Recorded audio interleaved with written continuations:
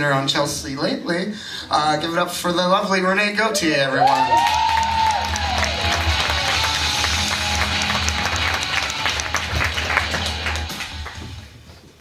This is LA in a nutshell. Here it is. I was in a public restroom, girl walks in and she goes, "Oh my God, it smells like pee in here. Doesn't it smell like pee in here?" And I was like, "I don't fucking know you." But yes, it smelled like pee in there. And I had to look at her and go, "It does smell like pee in here. It's unfortunate, but we pee in here. That's where we do it, right here." If I walked in, I'd be a little bit more thrown off. If I walked in and I was like, "Is that brisket? Somebody making an intricate meat dish in here?" That's when you tear shit off a wall and leave. I hate girls in LA, is the point.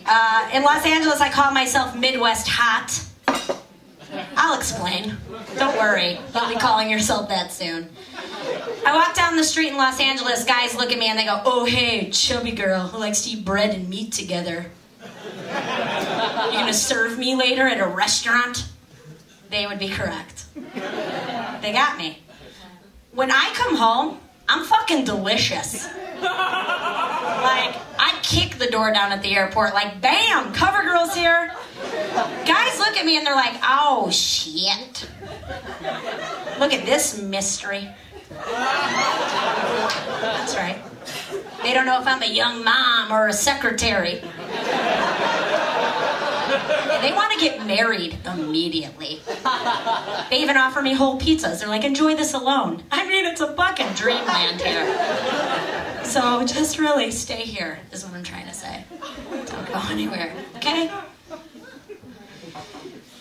Let's talk about this for a second. She had an ass that could swallow up a G-string, and up top, two bee stings. Yeah, it's beautiful. That's Kanye West, ladies and gentlemen. You're familiar. I was listening to this song. I've been traveling a bit. I listened to the song. I was rapping it because I'm obviously good at it. And I realized what he was saying, and it started to infuriate me. Because here's why it infuriates me. Hey, Kanye, are you so rich and fucking lazy that you can't even ask someone to find out that a G-string's actually designed to be swallowed up by a lady's ass? That's the design. I'm not wrong. That's the fucking design. Now, if her ass were swallowing up a Hanes her way, that shit's right. Yes. That is an ass worth rapping about. It's just, really? I can't. He's rich. Here's the other one. Nicki Minaj. Hold on to your shit for this one, guys. Here's what she says in a song. Okay, I guess it's my turn. I think it's time I put this pussy on your sideburns." I'm sorry? I'm sorry, I didn't hear you. What the fuck did you say? You have a giant vagina. That's gigantic. Let me get this straight. Look where your sideburns are. She wants to Venus flytrap your face. That's not,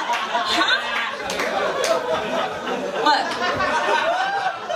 It's fucking big. That's big. That's not rappable. I mean, it's rappable, but it's not, okay. Here's what bothers me. Look, she can't control her giant vagina. Like, you can't, it happens. It's there, deal with it. Did you have to rap about it? Here's the thing, there's a guy, a producer, probably a guy, in the music studio who heard it and went, "That one's for the cut," and released it to the world. Like, what a dick, in my opinion. It's just too big. In any circus, I can't get over it. Good Christ, that poor woman. Or is it good? I don't know. Who knows? Moving on. I cut my fingertip off recently. It's this one. You can look at it later.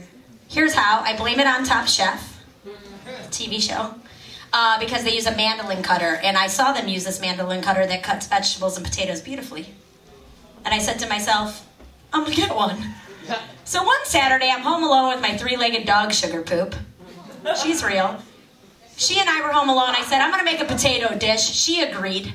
I went to Target, and I got a mandolin cutter, and I'm thinking, Target's not going to sell me things that's going to hurt me. It sells me fashions and things I need for the home. Safe. I get home. It's just the poo and I. This is exactly what happened. And you should be embarrassed for me. I was sitting in the living room, because that's the place to use a fucking mandolin cutter, cutting potatoes whilst eating my second hot dog, because I clearly couldn't wait for dinner, watching Meet the Robinsons, the Disney film, on DVD. I put it in. Eject, blam, boom, watching it. Just a dab of mustard, shoving it in. Cutting potatoes beautifully still, so I'm feeling good. It's going, we're all having a good time. Shink, shink, thump. Oh, okay, something's happened. So I don't know if you've ever cut yourself, it doesn't matter. You always go for like a kitchen towel. I don't know why. Like, I wrapped it, I applied pressure. I kept it above the heart. Because I watch Grey's Anatomy and I fucking know how to be a doctor. In this situation, particularly, I was so calm, and that's very unlike me. If you know me at all. And I was like, holy shit, I'm like walking around like, I could have been a doctor for real. Like, I'm so calm. Then I realized a few minutes later after bleeding profusely that I'm going to have to look at this because I'm by myself. I'm going to have to look at it alone. So I unravel. Fingertip is gone. So is Dr. Renee. She took a break. She went on break. I started sobbing and saying things I didn't know would ever come. Nobody's gonna marry me. First thing. First goddamn thing. I didn't know I wanted it so bad. I didn't know. Sobbing. Sugar agrees no one's gonna marry me. I'm rambling about my cousin Jimmy is missing a thumb tip at Christmas and we never touch his hand. Like, I'm just like, everyone's just like, what happened to his hand? I'm gonna be the new Jimmy. I'm having like issues, I'm crying, I'm getting lightheaded, I'm bleeding, I wrap it back up, not as well as the first time. And I lay down because I'm getting lightheaded, and my three-legged fucking dog, Sugar Poop, comes running around the corner, jumps up on the couch, sits like almost on me, and her nub will shake when she gets excited. Her nub is shaking at me, almost as if, oh, did you hurt your finger? Because I'm missing a fucking leg. Get a grip, bitch. She's a bitch. I used to wait tables at a place in LA. A lot of celebrities came in. I was a top ring server. What that means is I'm better than you at that job. And whenever someone new would come in, they'd be like, train her and make her you. And I'd be like, I'll try. But I'm so naturally talented at service, I don't know if I could pass it. So I had to train this 19-year-old girl. I'm going to go ahead and give you her full name. I'd like you to Facebook look at her. Heather Jacobson, Jacobson. She's a cunt. And here's what happened. 19 years old, followed me around, didn't say anything, looked like she was going to vomit most of the time. This particular day, Mark Wahlberg comes in with his always full-term wife. Always ready to pop. Look, let me tell you something. If I were married to Mark Wahlberg, I'd let the kid out and be like, put another in me. I get it. He's really good looking.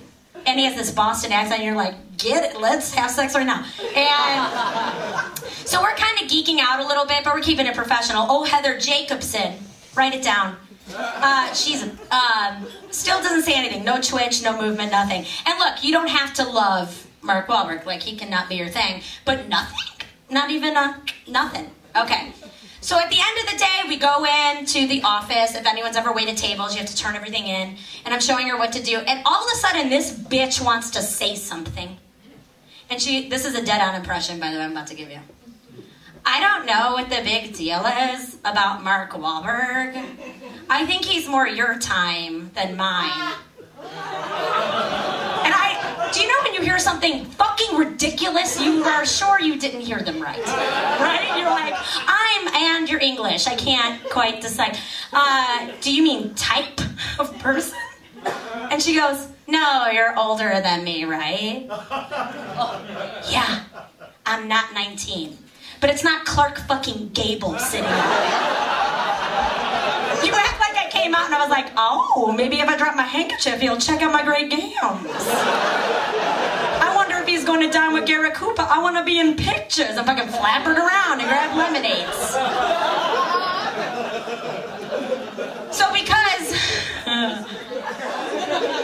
Because I am horrible at conflict, I left the situation. But what I really wanted to do was punch her in the fucking face, but wind it up like an old lady and give it to her, and then back out like a villain. Because if that bitch wanted it old school, she was gonna get it. From an old decrepit fucking Mark Wahlberg lover. Seriously, look her up on Facebook.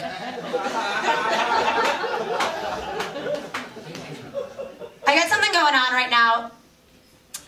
I don't know, okay. I'm a regular at the Starbucks across the street from my house. Obviously. Like I'm famous.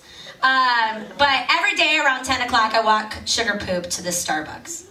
We've already established she's missing a leg. Tired of the same thing. Everything's the same every day. It's about the sixth time that I've run into this woman with her like 2-year-old little girl. Okay? Acts as if she's never seen me before. 6 times in a goddamn row. Let me tell you something. Have you ever met someone who acts like they've never met you and they're like, hi, my name is John. And you're like, we know each other, like we've kissed. Like, just like this kind of thing. That person's a dick. You have 3 times to not remember me. After that, fake that shit. That's how I feel. PSA. Do it. Okay? Not to mention my dog's missing a leg. Nothing's jogging this bitch's memory. Like, nothing. Here's what happens every single time. She comes up to my dog with her cute-ass little girl, and she goes, oh my God, what's his name? And I'm like, her name is Sugar Poop. And she's like, oh, he has the nicest coat. How do you keep his coat so shiny? And I'm like, we wash her with a, how do I tell you it's a her? Over and over and over. She's missing, nothing's covering her dick. Like, it's not, she don't got it, because she's missing a leg. Infuriating. Look, I don't have kids yet, so I'm offended. Alright, it's my daughter dog, fucking respect. She continues, and she's like, oh, is he nice? Is he social? Is he a nice dog? Is he good with kids? Is he nice? Can she give him just a little piece of bone? Can my daughter give him just a little piece of bone? Is he nice? Is he a social dog? Is he nice? And then this goobery fucking baby with a minuscule bone. Minuscule. Kind of goobery. And my dog's a rescue animal missing a leg tied to something has been called a dude up until this point. So rightfully so, she growls at her. And the woman, every time, grabs her daughter and goes, oh, he's not social. And like leaves. Like my dog took her face off. You know what I mean? And I was like, good, walk, bitch. Here's what's happening every morning for me. Every morning I get excited because I'm like, today's the day I'm going to see this bitch at Starbucks. And here's what's going to happen. It's a sickness now. Here's what's going to happen. I'm going to roll up on her daughter, my Sugar Poop right here, and I'm going to go, oh my God, what's his name? What's that? What a cute little boy. And she'll be confused, she should be, and she'll say something cute like Julia, and I'll be like, oh, he has the nicest skin. How do you keep his skin so moist and nice? And how, is he social? Is he a social baby? Is he good with dogs? Is he social? Is he nice? Is he a nice baby? Oh, can she give him just a little piece of scone? Can she give him just a little piece of baby scone? Can my daughter dog give him just a little piece of scone? Is he nice? Is he nice? Is he fucking social? I'm gonna fuck with the baby, and the baby's gonna cry. And I'm gonna look at my dog right in the face and go, he's a bitch. And